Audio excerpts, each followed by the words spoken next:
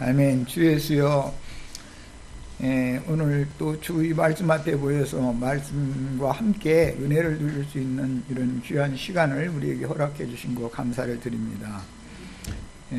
지금 속세의 절기를 맞아서 많은 사람들이 세상의 어떤 흐름과 조류에 휩쓸리고 있는 중인데, 여전히 우리 형제 자매님들의 마음과 생각을 지켜주셔서 흔들림이 없도록 신앙을 정결하게 간직하는 은혜가 있기를 기도합니다.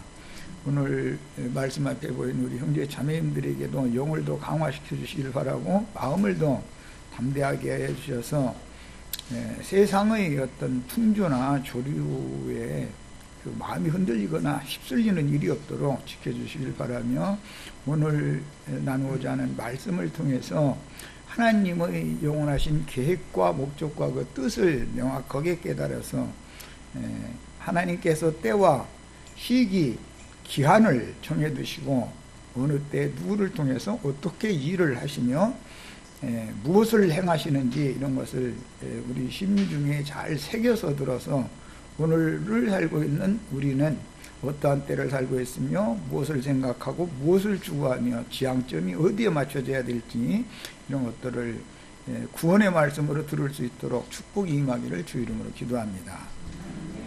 아멘, 아멘. 자, 마태복음 4장 13절로 17절을 마치고 이제 4장으로 또 오늘 마지막 시간에는 이제 4장으로 들어갈 겁니다.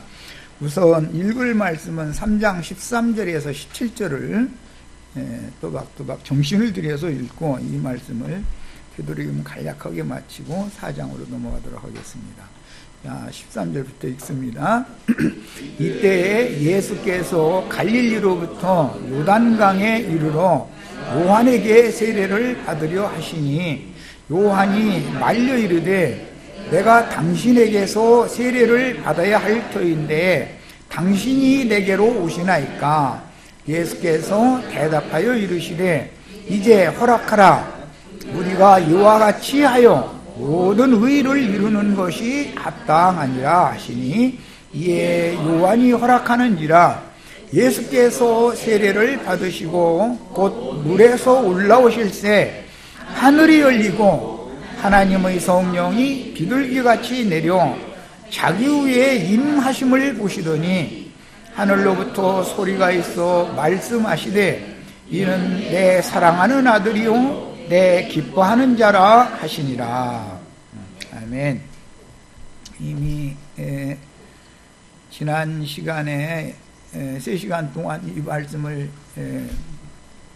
나눴기 때문에 문맥의 흐름에 대해서는 이미 다 마음의 깨달음을 다 받으셨을 걸로 믿습니다. 그런데 오늘은 이제 16절에서 17절 말씀을 중점으로 나눌 건데, 하늘이 열린다라고 하는 거, 그 다음에 하늘이 열리고 하나님의 그 인치심이 예수에게 임했는데, 그거는 하나님의 성령이 비둘기같이 자기에게 내려서 임하여서 내 사랑하는 아들이요 내 기뻐하는 자라라고 하는 음성을, 하늘의 소리를 듣게 해주셨다, 이렇게 되어 있어요. 우리들도 이제 평상시에 너는 내 기뻐하는 자다, 너는 내 아들이다, 이런 음성을 축복 가운데 다 들으시기를 바라고, 이것은 이제 흔히 말하면 계시록의 용어로 해서는 성령의 감동을 했더니 하늘에서 어떤 계시도 보여주셨고 또 말씀도 해주셨고, 이제 그런 것으로 이때 당시는 예수님 한 분에게 이런 일이 임했지만 구속을 이루신 예수 그리스도께서 생명을 주는 영이 되셔가지고 제자들 속에 생명으로 들어오시고 그 다음에 능력으로 덧입혀 주시고 나면 모든 성도들에게도 동일하게 이런 하나님의 아들로 인치는 이런 이제 음성을 동일하게 다 들을 수 있도록 이제 그 확대되는 것을 성경에 지시하고 있습니다. 그러니까 이제 여기에서는 예수님이나 제자들에게 당시에 있었던 일은 다 그 표적인 것이고, 실제로는 교회의 것이 이제 확대 적용되어져야만 완성되는 거니까, 이런 문제에 대해서 깊이 생각을 해보시기를 바라고, 그 다음에 이제 음성을 듣고 어떤 계시를 이제 보게 되는 문제도 개인적으로 음성을 듣고 계시를 듣는 면이 있고, 그 다음에 이제 교회 적용이 되기 때문에 이건 완성적인 거예요. 그래서 성령이 지체들을, 구속하신 지체들을 교회로 모아놓고 교회에서 뭐 단체적으로 어떤 이제 이런 인치는 말씀 또는 확정해주는 그런 말씀을 듣고 감동을 받고 하는 이런 두 단계를 잘 생각하셔야 돼요. 늘 개인적인 문제에 집중을 너무 하다 보면은 교회에 대한 이상을 놓쳐버리기 때문에 빗나갈 수가 있기 때문에 이걸 강조해서 말씀드리는 거예요. 개인적으로 주님과의 교제를 나누는 것은 약혼관계라고 상징하는 것이죠. 교회에서 주의 성령의 깊은 교제를 나누는 것은 결혼관계인 것이기 때문에 늘 약혼관계만 상태에서만 이렇게 그냥 사모하기만 하고, 또 그 음성을 오늘 들려주셨으니까 내일 또 좀 들려주시기를 바라고 늘 그런 생활을 위해서 맞춰서는 안 된다는 거예요. 성경이 말하는 바는 언제나 예수님에게 이루어졌었던 것은 표적인 것이고, 요한복음 끝에는 당연히 이렇게 돼 있어요. 다 그게 표적인 거다 그랬어요. 예수님께 이루어진 거는 다. 이것은 완성적으로 이루어지는 것은 교회에게 이것이 적용이 돼야 되는 문제단 말이에요. 예수님께서 예를 들어 십자가에서 죽으셨다, 그다음에 바위판 세무담에 장사되셨다. 그 예수님이 하신 것이 나와 어떤 관계성이 없으면 그것은 완전한 게 아니잖아요. 이런 것처럼 언제든지 예수님께 이루어졌던 것은 표적이기 때문에 더 완전한 것은 교회를 통해서 이것이 실현되어야 되는 것이다. 이런 문제에 대해서 잘 깨달음을 가지셔가지고 늘 그 약혼한 처녀의 상태로만 자꾸 그 처녀성을 지키려고 이렇게 하면 주님과 성령과 교통이 원활하게 될 수가 없는 거예요. 그렇게 되면 하늘문이 막혀있는 상태라는 거잖아요. 여전히 주님이 내 안에 들어오실 수 있는 문이 열리지 않았으니까. 이런 거에 대해서 완전한 이해가 꼭 있으시기를 바라요. 교회 모임이라는 게 얼마나 중요한지 이런 것을 잘 깨달으셔야 되겠어요. 많은 사람들이 이제 이런 그 성경의 그 경륜에 대한 이해가 없다 보니까 그 모임은 뭐냐, 다 모이면 또 하나 어떤 교단 하나 생기는 것 뿐이지 않냐, 이런 거 주장하는 무리들도 생기고 막 그러죠. 그거는 왜 그런 무식한 소리를 하냐, 하나님의 경륜에 대해서 무지하기 때문에 그렇단 말이에요. 하나님의 경륜을 알아야 되는 것이다. 예수 그리스도를 통해서 이루어놓은 것은 구약의 모든 예언이 표적으로 이루어진 것이고, 그 표적이 교회에게 적용이 될 때만 하나님의 완전한 뜻이 이루어지는 것이다. 천국이라는 것, 메시아의 왕국이라는 건 교회인 것이지 한 사람을 말하는 게 아니다 이거야. 대한민국 국민 중에 하나일 수는 있지만 대한민국은 아니잖아요. 이런 것을 완전히 이해를 못하면 완전한 데 나아가는 이런 진리의 가르침을 받지 못하면 사람들이 엉뚱해진단 말이야. 그러다 보니까 각자가 신이 되는 얘기 막 이제 여기까지 이제 나가도 지나치게 그냥 나가가지고 되돌릴 수 없게까지 돼버릴 수 있는 거죠. 그 그리스도와 그리스도의 사람들이라는 말을 정확하게 구분을 할 줄 알아야 돼요. 그리스도의 사람들은 교회로 모여서 그리스도의 충만이 나타나는 것은 독생자로 오셨던 예수를 통해서는 그리스도가 완전하게 표현될 수가 없어요. 교회를 통해서나 그리스도의 충만이 표현될 수가 있는 거예요. 그러니까 교회라는 것은 물론 예수 그리스도 안에는 표적으로 모든 것이 다 완전하시지만 이제 점점 나아가면 사도들을 뽑아도 왜 12를 뽑았냐 이거예요. 세상에서 한번 생각해 보세요. 1년 하면은 이게 우주의 경영을 상징한 것인데 매번 우주가 이게 궤도를 따라 정상적으로 딱딱 돌아야 되잖아요. 그게 한 세대는 오고 한 세대는 가는 것을 상징하는 거잖아요. 12달로 구성이 돼 있어요. 왜 12달로 해야 되는가? 하나님이 무슨 시간 계산할 줄 몰라서 그렇게 맡겼는가? 1년 하면 12달이에요. 한 회전을 하는 것이 그게 운행이단 말이에요. 이게 12라는 이런 그 완전수라고 하는 것을 사용해서 이렇게 하는 거. 색이라고 하는 것도 지금은 많은 색으로 이게 분화돼 가지고 나왔지만 7색이 최고인 거에서 쓰다가 12색이 완전한 색의 표현인 거예요. 우주에는 많은 색깔들이 있어요. 그 한 색만 있으면 눈이 피곤해서 사람이 금방 그 안질이 걸려버리기 때문에 다 속용들이 되죠. 그래서 12색을 다 만들어 놓은 거예요. 그걸로 조화를 다 이루는 거예요. 그 예수님 오실 때 보면 속용들이 그렇게 많이 나오죠.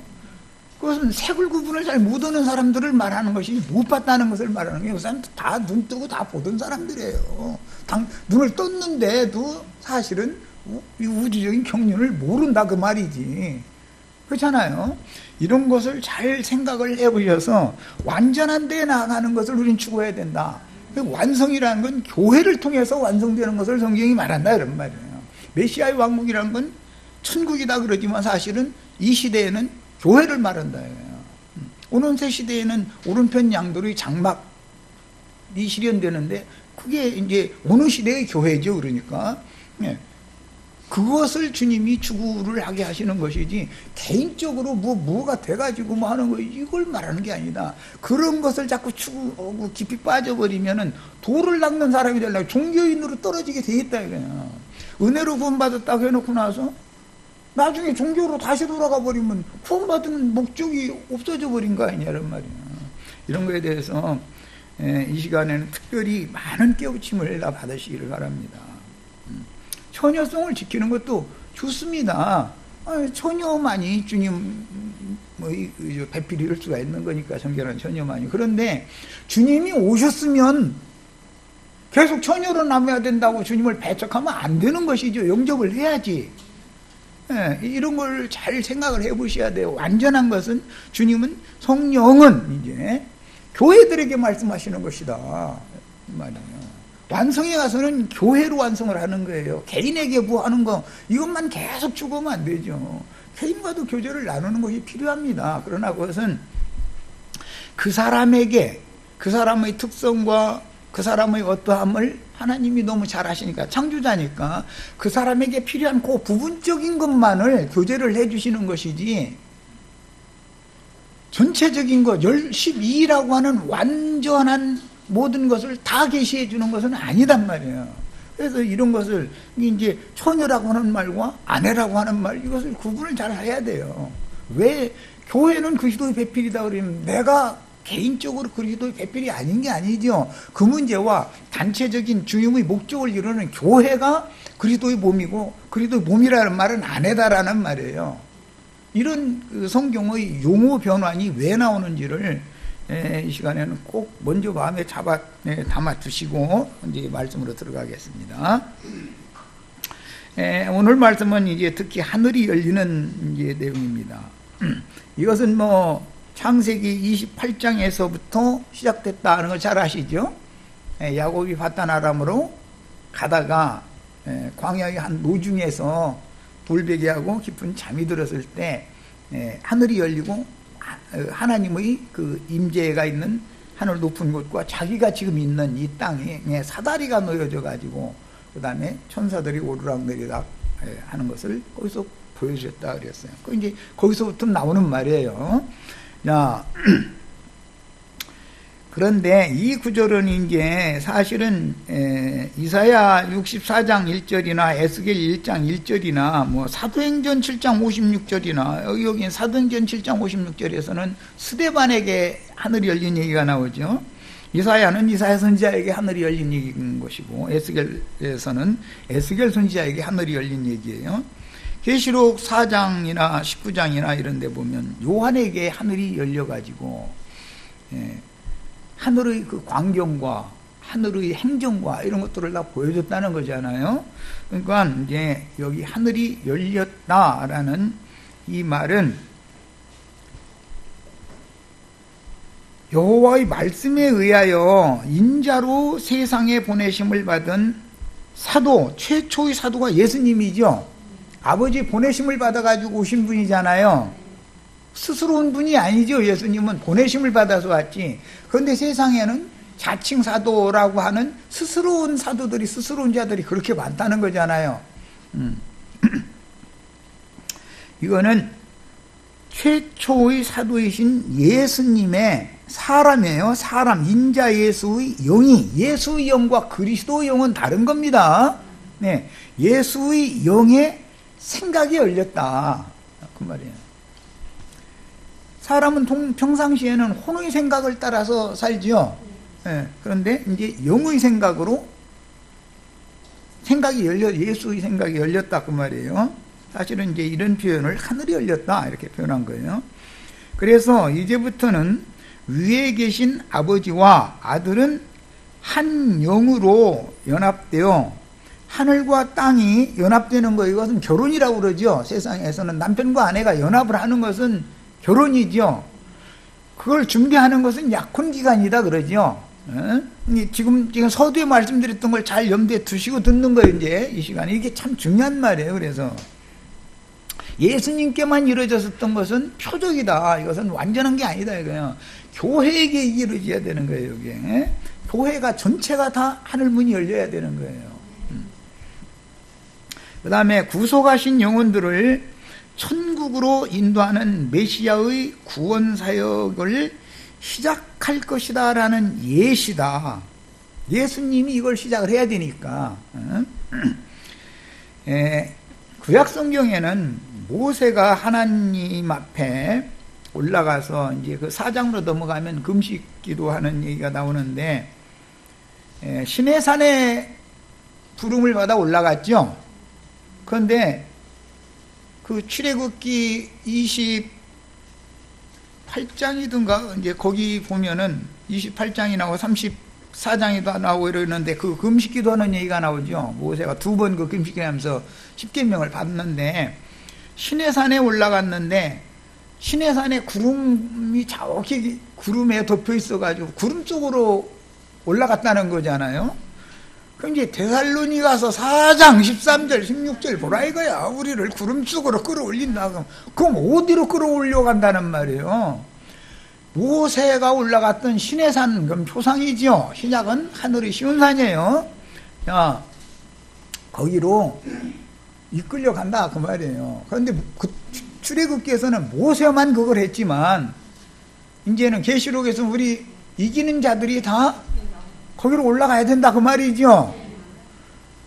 창공 하늘 구름 어디로 간다는 소리가 아니다 이거예요. 하나님이 임재하러 오신 그 산으로, 크고 높은 산으로 가는 얘기를 하는 것이지. 그런데 산에 이렇게 구름에 이렇게 쭉 끼어가지고 산 정상까지는 아무도 못 올라오고, 구약시대에는 모세만 올라갔다는 거잖아요. 그런데 신약에 와서는 우리도 다 같이 가야 되는 얘기를 하는 거다 이런 말이에요.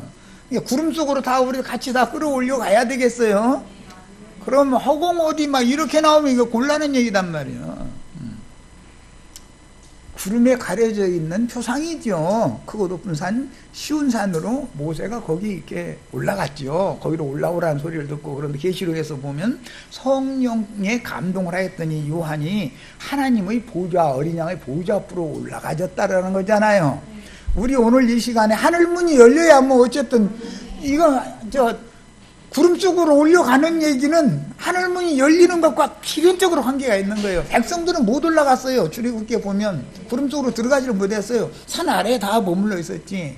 백성들이 이렇게 짐승들과 산 아래에 있고, 만약에 그 경계를 넘었으면 돌로 쳐 죽인다 그랬잖아요. 구약시대 되는 건데, 신약시대 예수님이 오셔서 그 경계를 파해버리고 큰 신장로를 새로 놔두고 하늘로 나랑 같이 올라가자 이러러 지금 예수님이 오셨다 그 말이잖아요.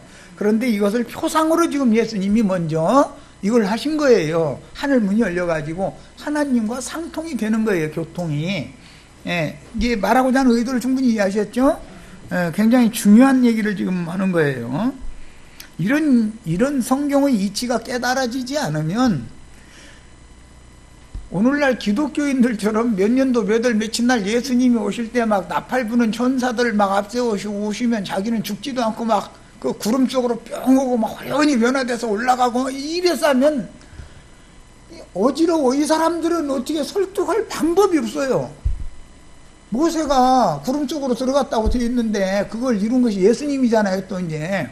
그런데 구약시대는 모세만 들어가고 나머지 백성들과 짐승들은 산 아래 경계를 쭉 쳐놓고 나서 거기 경계를 넘어서면 돌에 맞아 죽는 거예요. 그런데 신약에 와서는 그 경계의 문을 활짝 열러 예수님이 오신 거잖아요.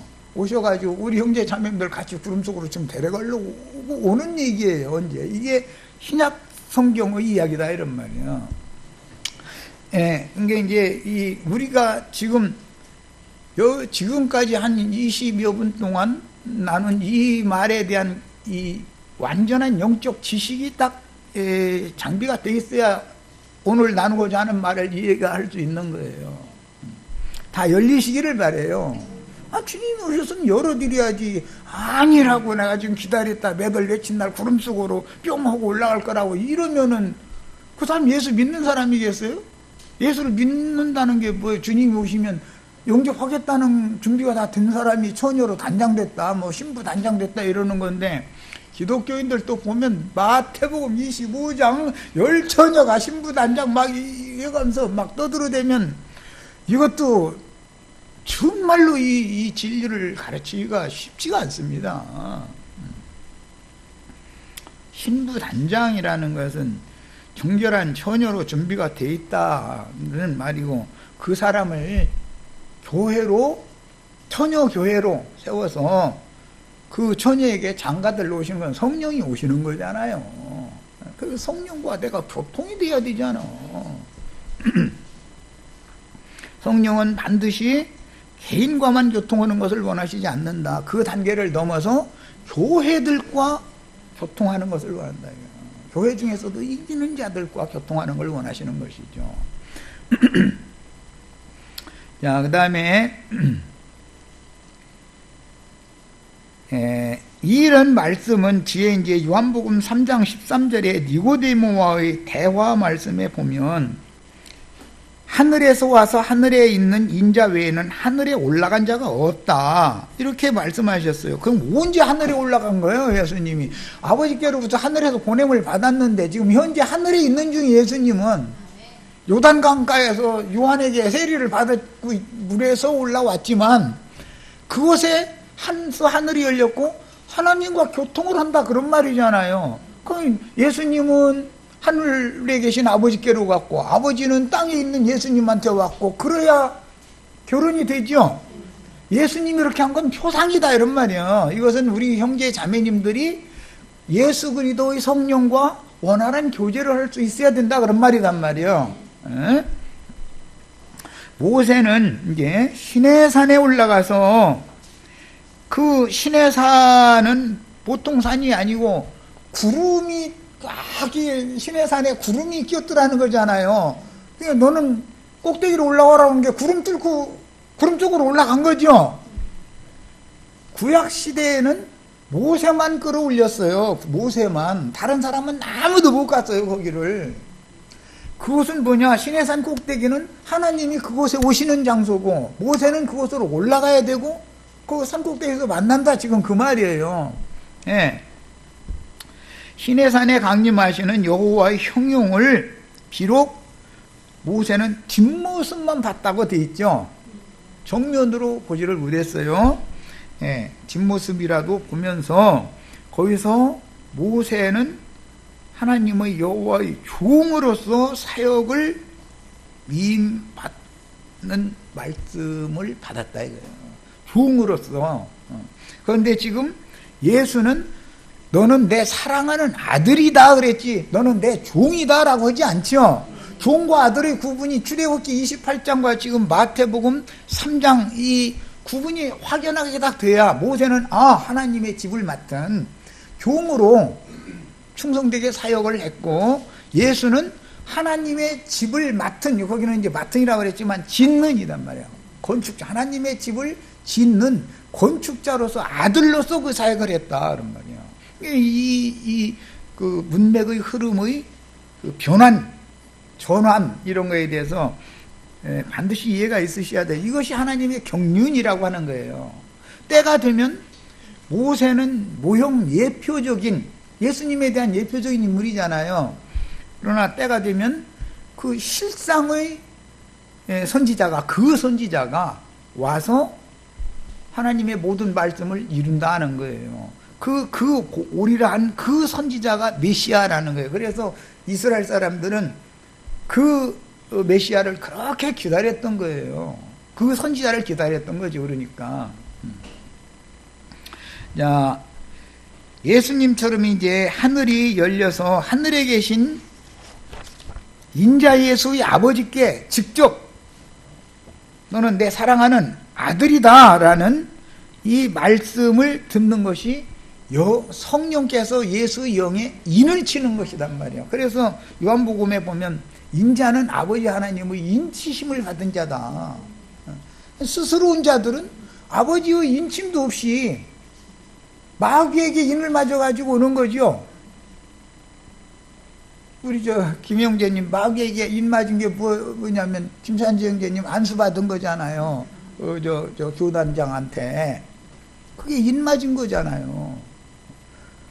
목사 안수를 받았다. 그 사람은 너는 마귀의 종이다라고 인이 쳐졌다 그 말이에요. 그 목사 안수를 받고 나면은 절대로 이 영이 안 열려요.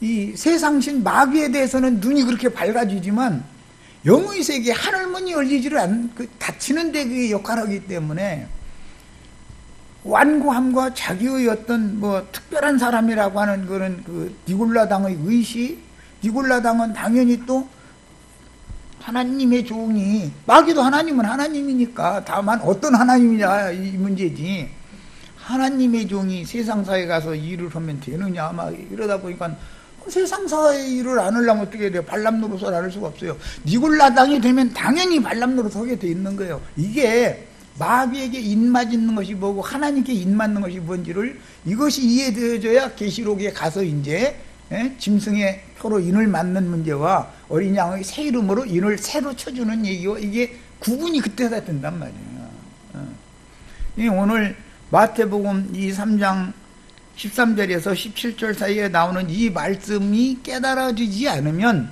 앞으로 나가는 성경 전권의 흐름, 경륜에 대해서 이해할 수가 없어요. 이렇게 중요한 시간이에요, 오늘은. 자, 그 다음에 성령께서 비둘기같이 자기에게 임하여 계신 것을 봤다. 듣기만 한 게 아니라 보기도 했죠. 그러니까 언제나 하늘문이 열리면 듣고 보는 거예요. 양면이 다 있는 거예요. 성령이 오심을 표현할 때 비둘기가 좋은 소식을 가지고 오는 것과 관련시켜서 이렇게 기록을 한 것은 노아의 때에 방주에서 물이 감한 여부를 알아보려고 비둘기를 방주 밖으로 내보냈을 때 비둘기가 감람나무 새 잎사귀를 입에다 물고 돌아온 곳에서부터 나오는 말이에요. 이제 성령이 비둘기 같이 막 비둘기 같은 성령 오시옵소서. 이제 이게 무슨 말인지를 알고 사용을 해야 돼. 고대에는 지금처럼 이렇게 전자파를 통해서 미국에 있는 사람과 여기서 공짜로 카톡 이게 얼굴 쳐다봐가면서 대화하지. 참 좋은 세상이지. 얼마나 좋은 세상이야. 실시간으로 이렇게 막 위성으로 지상에서 전파를 쏴주면 위성에서 이쪽으로 딱 연결해주고 이쪽에서 저쪽으로 또 위성으로 보내서 전파를 미국 쪽으로 쏴주면 그거 그냥 실시간으로 돼버려. 약간의 시간차가 물론 있으니까 약간 좀 울리는 소리 정도 나지만 그게 큰 시간차가 느껴지지 않고 그렇게 되잖아요. 이렇게 발전한 시대가 아닌 때 고대에는 비둘기를 길들여 가지고 전서구라고 그래 가지고 전이라는 건 서라는 건 서는 글자란 말이에요. 편지란 말이에요. 편지를 보내는 거예요. 구라는 건 비둘기 구자예요. 그래서 편지를 비둘기 편에 보내는 거예요. 비둘기 편에. 그러면은 먼 데로 소식을 전하는 글을 써서 날려보내요. 먼 곳과 이곳이 서로 소통을 하는 중간 매개체가 비둘기였단 말이야. 고대 사회에서는. 그래서 성령이 비둘기같이 임했다 이 말은 멀고 먼 곳에 계신 하나님과 멀고 먼 곳에 있는 땅에 있는 사람이 소통을 하려면 하늘에서는 비둘기한테 편지 써가지고 너는 내 사랑하는 아들이요 내 기뻐하는 자라는 편지 써가지고 지상으로 보내야 되고, 지상에서는 아버지와 교통을 나누려면 비둘기를 붙들어가지고 그 다리에 매여있는 편지를 읽어봐야 되잖아요. 이게 다 상징이다. 성령의 교통이라는 것을 상징하는 거다 이런 말이에요. 하나님은 원래 성령이시죠.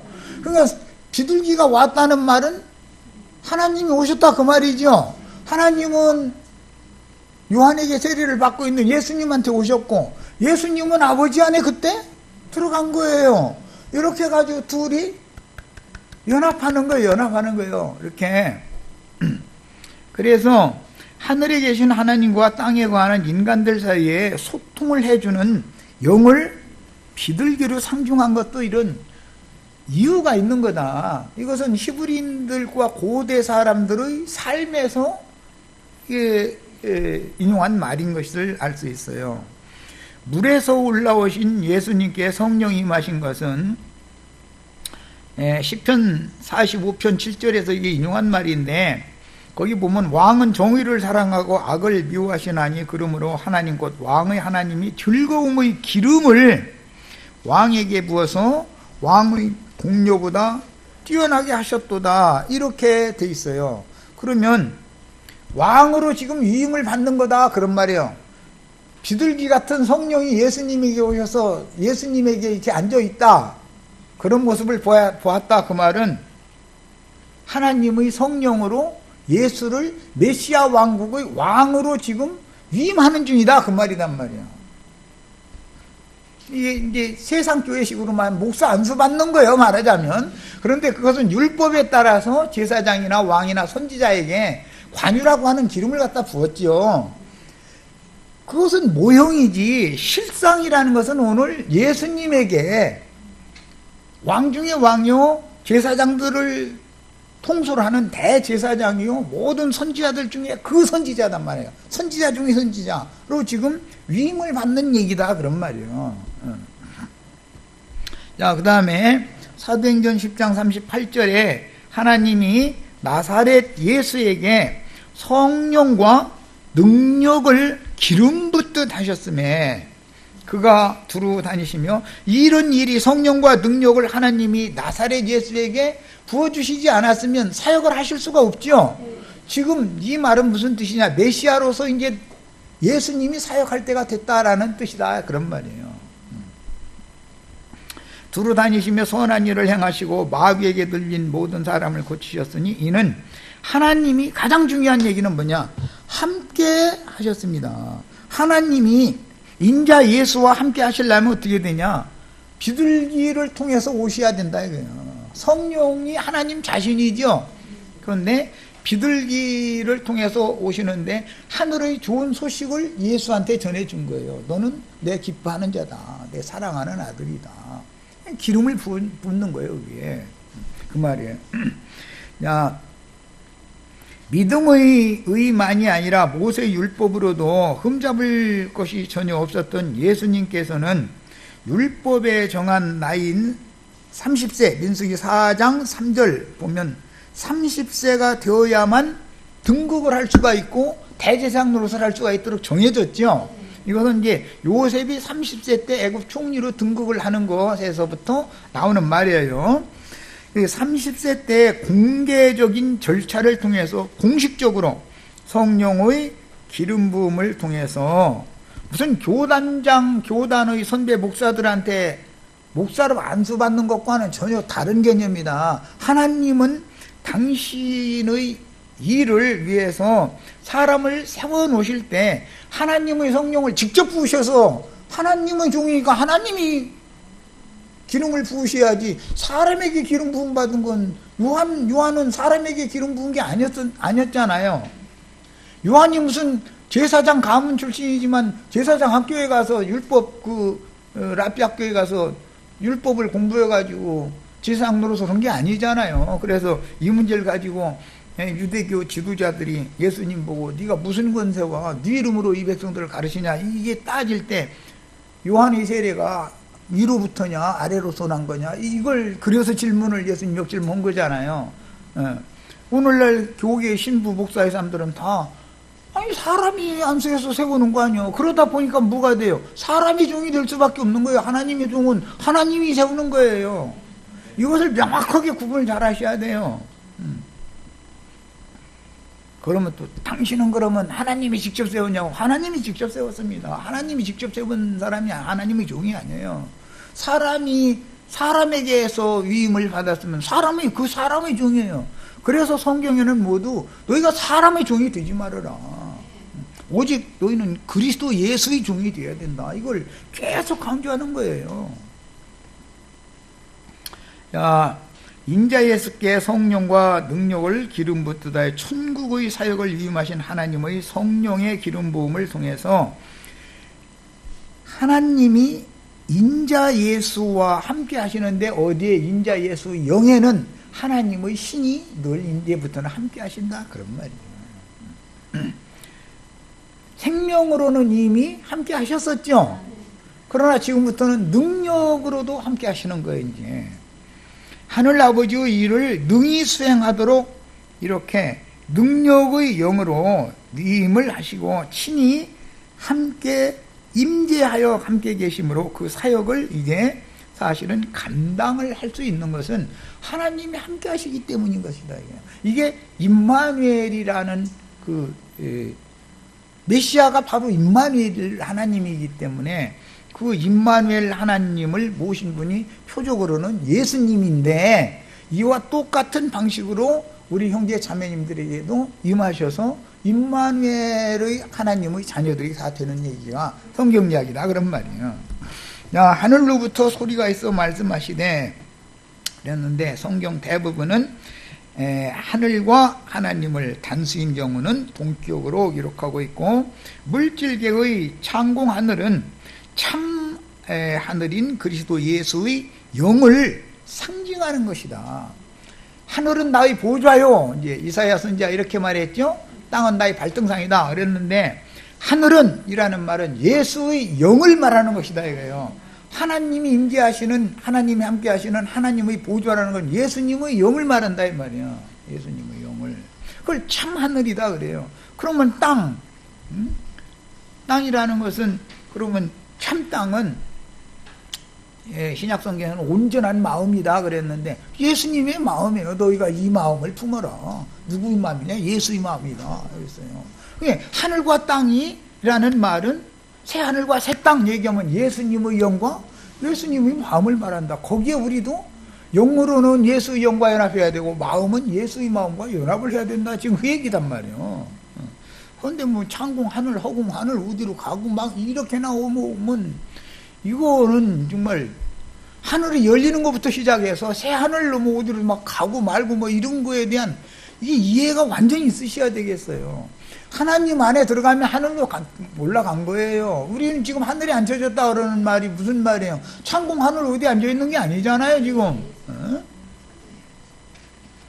주의 성령에 나의 영이 연합되었다 그 말이지. 그러면 나의 영이 새 하늘이 되는 거잖아요.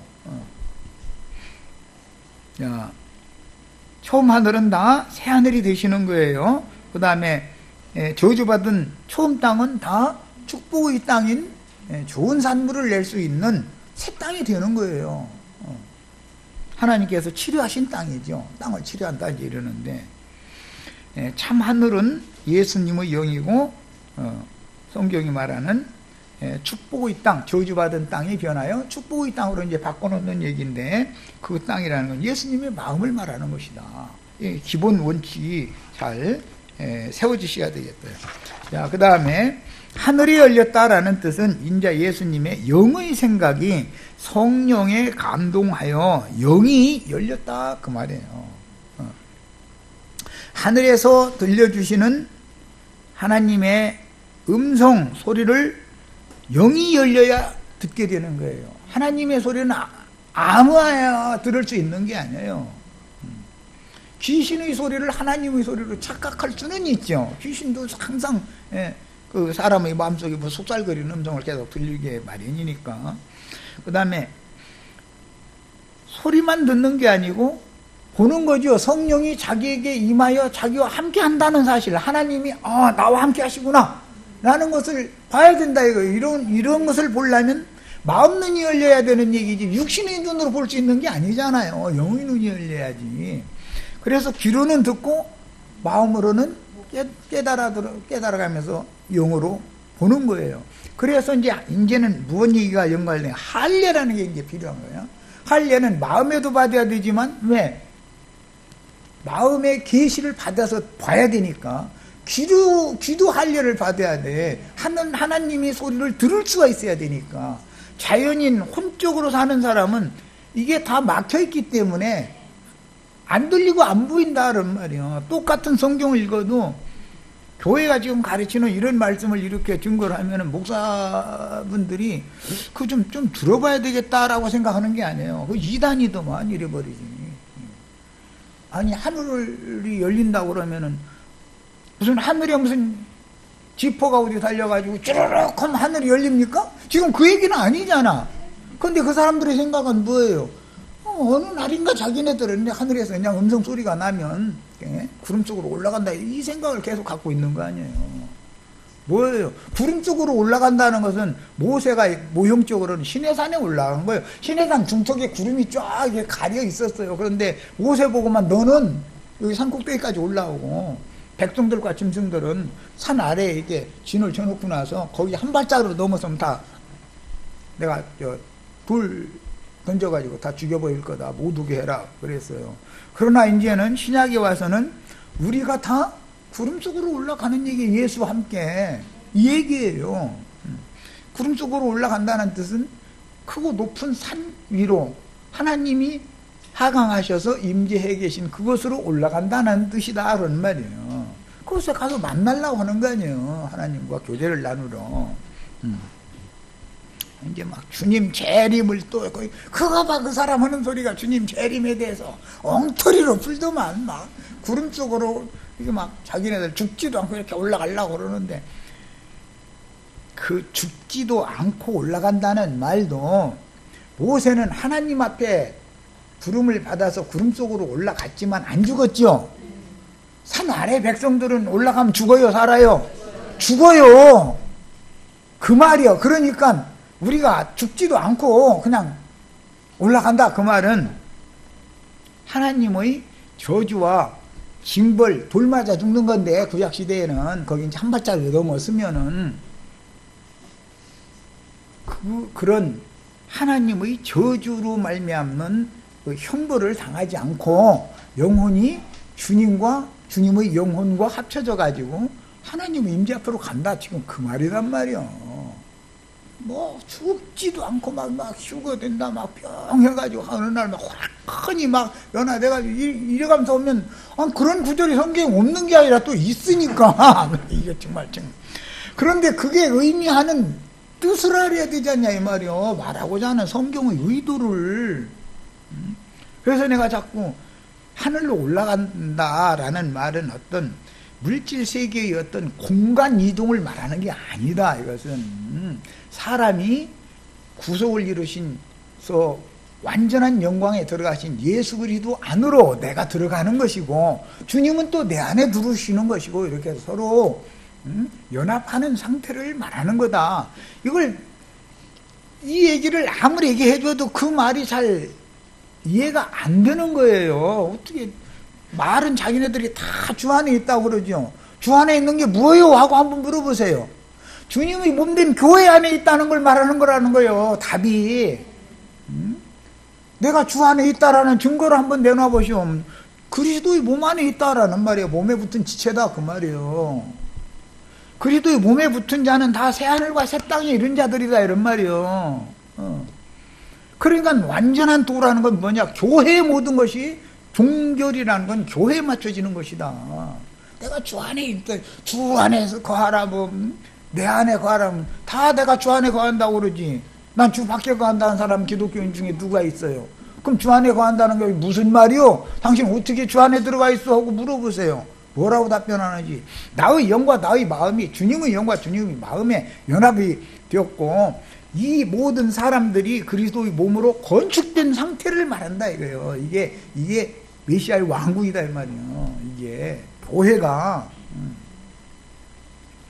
교회는 그러고 여기에만 있는 게 아니에요. 3계 전체에 다 교회가 있어요. 그죠? 하늘이 장작교회라는 게 나오죠. 하나님의 낙원이라고 하는 것은 이 생에서는 교회를 말하는 거예요. 그렇지만 여기서는 불완전한 낙원이에요. 여기서 자기 일을 마치고 주 안에 들어간다, 주 안에 들어간다는 건 이제 지하세계, 죽음 너머의 세계, 음부세계의 낙원으로 간다, 그 말이에요. 하나님은 3계를 다 주장하시는 분인 것이 꼭 믿어지셔야 돼. 그래서 4, 5세계에도 여전히 교회 생활을 하는 거예요. 이 생에서는 교회 생활하다가 뭐 이제 하늘이 장작교회, 너희가 이런 곳은 하늘이 앉혀졌다 그러는데, 그것은 우리 영혼의 상태를 말하는 것이, 육신의 몸이 하늘에 앉혀진 상태를 지금 말하는 건 아직은 아니잖아요.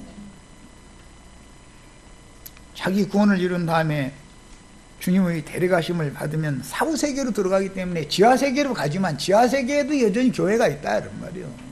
주님이 계신 곳은 거기가 낙원이고 거기가 천국이요. 지하든 지상이든 천상이든 간에 어디든 주님이 계시지 않으면 낙원은 없는 거예요. 천국이 어디가 있겠어. 주님 자신이 계셔야 천국이지. 첫 시간은 일단은 여기까지 해서 마칩니다.